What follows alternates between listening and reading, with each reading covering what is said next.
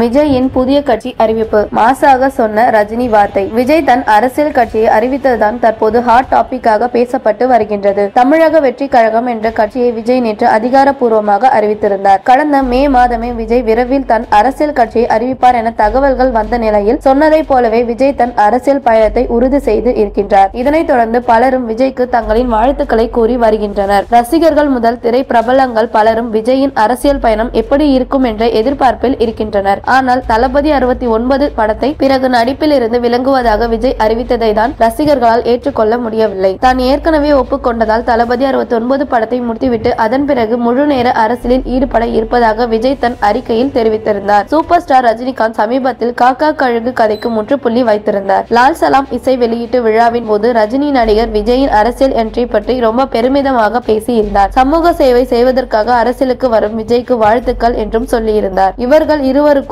நிறைய போட்டிகள் இருக்கின்றது என வதந்திகள் பரவப்பட்டாலும் விஜய் கட்சி தொடங்கியதை அறிவித்த பிறகு முதலில் ரஜினி தான் அவருக்கு வாழ்த்து சொல்லி இருக்கின்றார். தமிழக வெற்றி கழகம் என்னும் பெயரில் பற்றி ஆரம்பித்திருக்கும் விஜய் பிறப்போக்கும் எல்லா உயிருக்கும் என தன்னுடைய கட்சியை குறிப்பிட்டு இதுதான் அவருடைய கட்சி கொள்கை என்பதை தெளிவாக விளக்கி சொல்லி இருக்கின்றார்.